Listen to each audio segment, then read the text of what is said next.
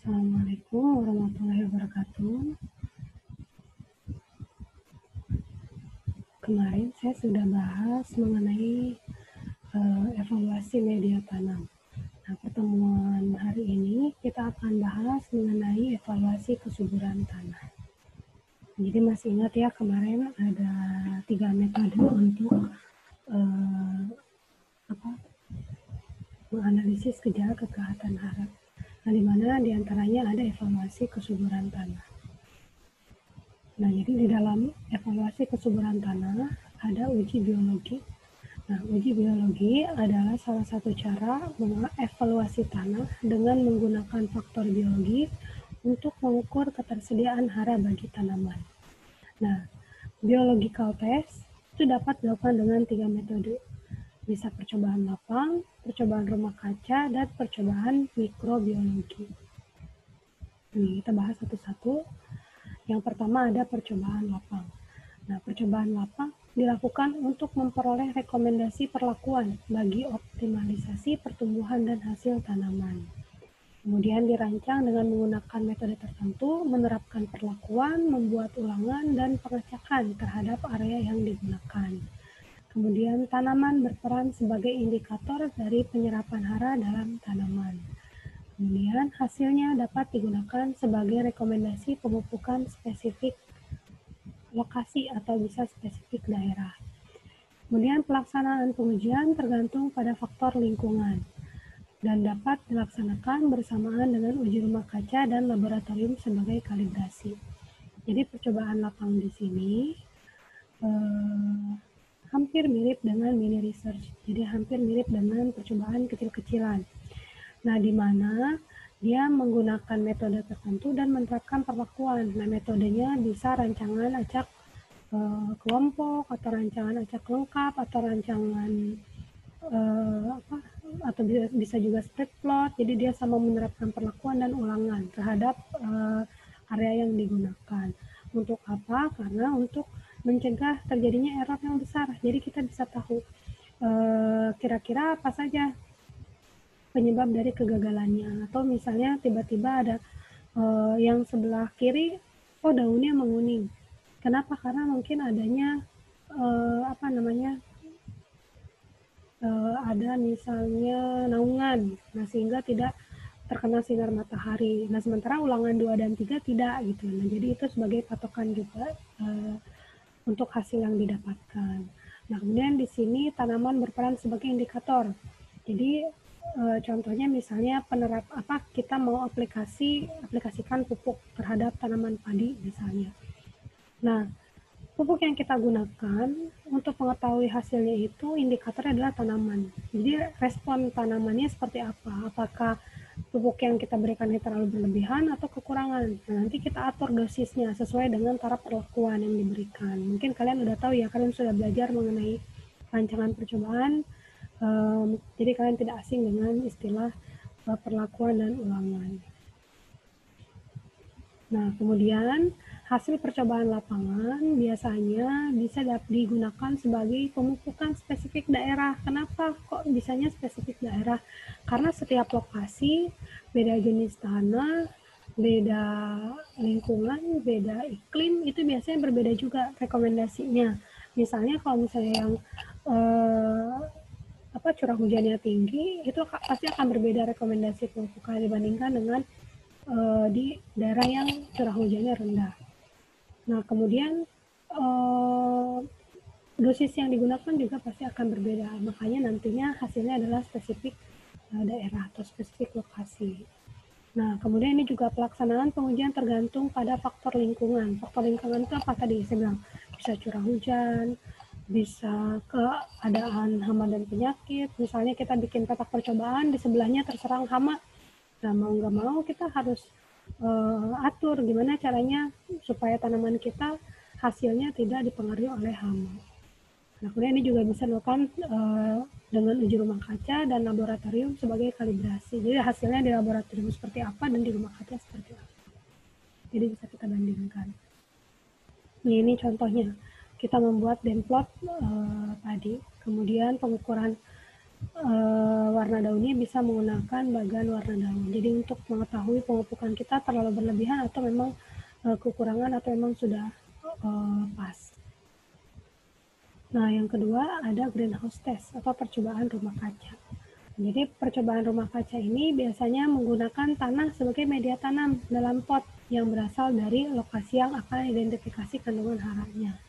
Jadi misalnya kalian mau penelitiannya di daerah Loji, nah kalian ambil tanahnya sebagai media tanam di daerah yang sudah kalian tentukan. Kemudian nanti kalian berikan perlakuan dan dimasukkan ke dalam pot. Nah, jadi nanti sama juga greenhouse test ini diaplikasikan berbagai dosis hara tertentu sebagai perlakuan dan menggunakan replika.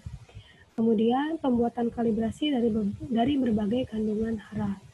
Kemudian tanaman juga sebagai indikator kesuburan media tanam. Jadi tetap ya, di dunia pertanian atau nanti kalian akan penelitian, kenapa harus menggunakan tanaman? Karena tanaman ini sebagai indikator perlakuan yang kita berikan. Kira-kira bagaimana nih responnya tanaman terhadap perlakuan yang kita berikan. Kemudian kendali lingkungan di rumah kaca membuat hasil pengukuran tidak tepat sama dengan sumber tanah yang digunakan. Tadi saya bilang, kalau di lapangan, percobaan lapangan itu pengaruh lingkungan sangat beragam. Jadi misal tadi ini daunnya kuning, belum tentu daunnya kuning itu karena kekurangan unsur hara, bisa jadi karena adanya naungan, adanya pohon yang besar, akhirnya dia tertutupi. Nah, jadi kalau di rumah kaca ini karena semua perlakuannya sama, nah biasanya rancangan yang digunakan rancangan acak lengkap, errornya lebih kecil sehingga biasanya pengukurannya tidak tepat dengan sumber yang digunakan.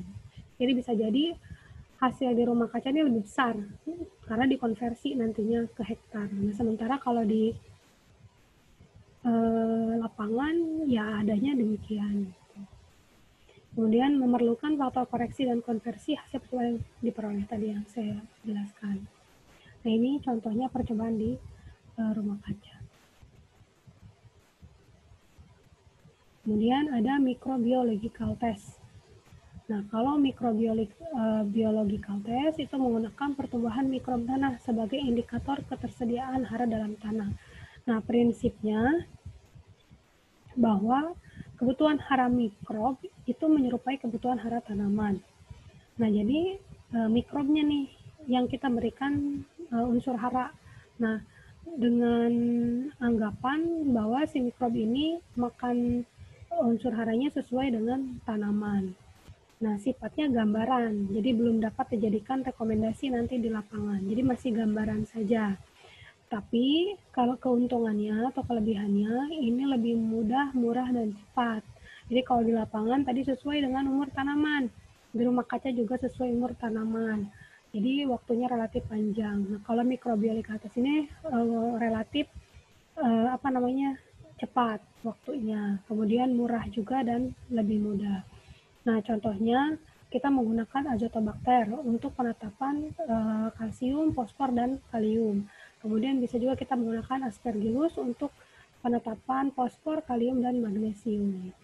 Nah, biasanya analisanya menggunakan teknik Sackett dan Stewart, di mana tanah dengan berbagai perlakuan diinokulasi oleh azotobakter, kemudian nanti diinkubasi selama 72 jam. Nah, nanti pertumbuhan azotobakter ini akan berbeda tergantung dari nutrisi yang kita berikan. Nah, jadi kalau tadi misalnya kita budidaya tanaman membutuhkan waktu 4 bulan, misalnya kalau microbiological test cukup 72 jam. Nah, kemudian ada uji tanah. Nah, kalau uji tanah itu menggunakan ekstrak tanah untuk menguji keberadaan sejumlah hara total maupun tersedia di dalam tanah. Nah, jadi nanti sebagai dasar rekomendasi pemupukan. Kenapa? Karena menggambarkan jumlah ketersediaan hara dalam tanah. Kemudian biasanya terdiri dari beberapa tahapan pelaksanaan analisa tanah. Yang pertama itu sampling. Jadi sebelum analisa tanah kita harus sampling dulu tanahnya. Samplingnya sudah pernah saya ajarkan di dasar ilmu tanah.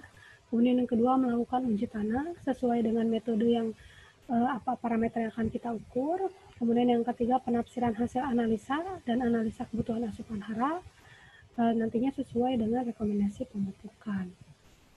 Nah, ini yang pertama sampling dulu. Jadi sampling itu sampel tanahnya harus mewakili seluruh luasan lahan. Nah, biasanya digunakan dengan menggunakan teknik komposit. Jadi teknik komposit itu menjadi faktor penentu. Nah, komposit itu gimana sih? Jadi misalnya kita punya sebidang lahan, kita bisa ambil metode samplingnya, bisa menggunakan metode zigzag contohnya, atau bisa juga random. Nah, setelah kita tentukan, nanti kita ambil tanah dari titik-titik tertentu. Kemudian tanah dari titik-titik tertentu harus dicampur adukan atau dikompositkan supaya mewakili seluruh bagian tanaman.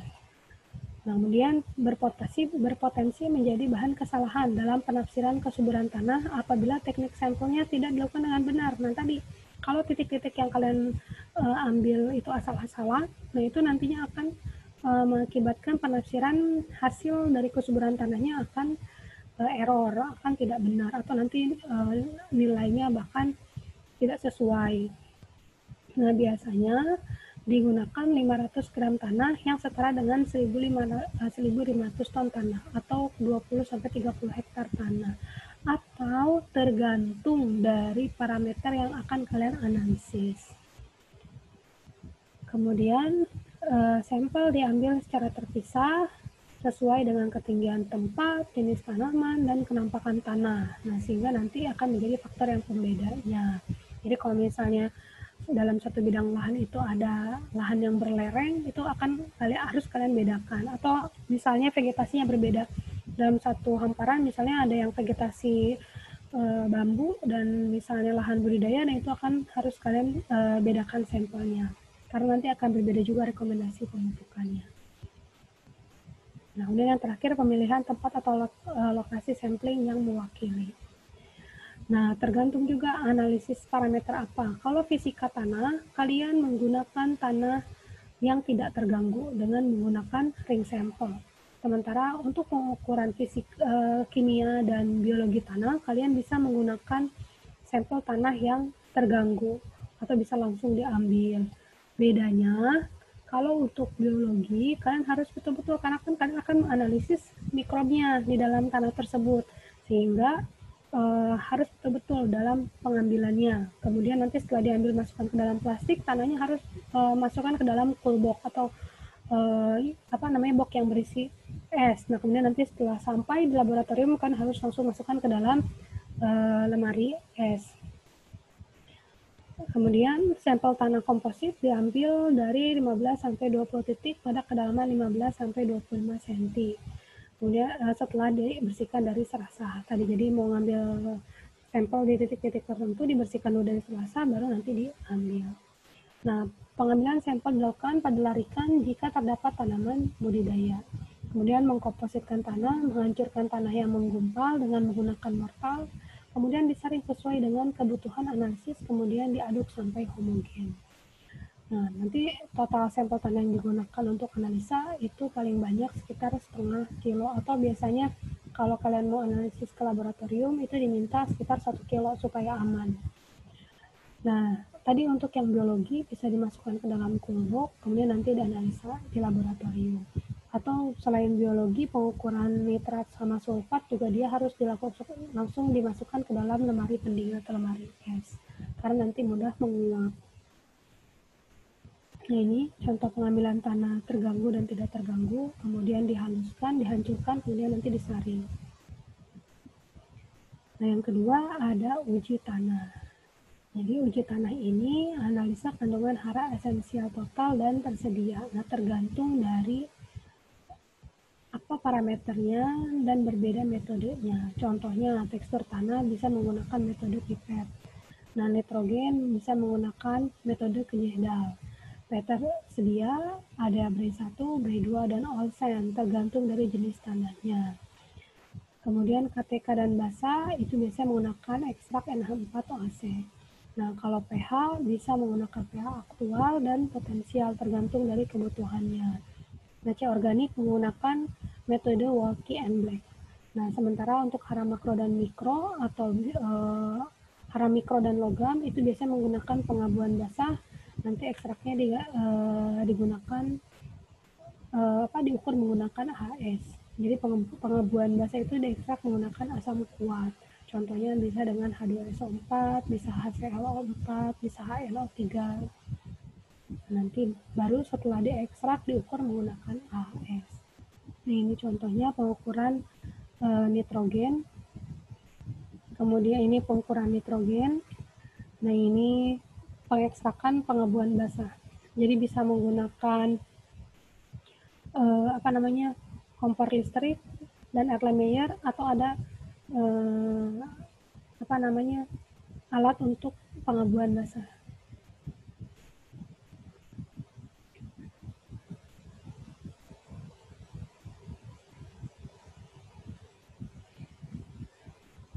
Nah, ini alat ukur unsur hara tanah di lapangan dengan cara yang mudah. Jadi kalau untuk di lapangan, kalau tadi kan di laboratorium, ini di lapangan ada perangkat uji tanah.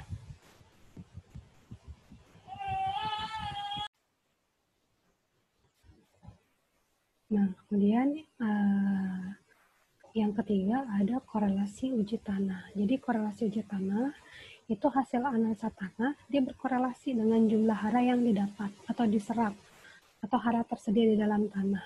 Jadi diserap oleh tanaman sehingga nanti menentukan hasil yang diperolehnya. Kemudian biasanya penerapan perlakuan harus ada replikasinya, jadi harus ada ulangannya tetap.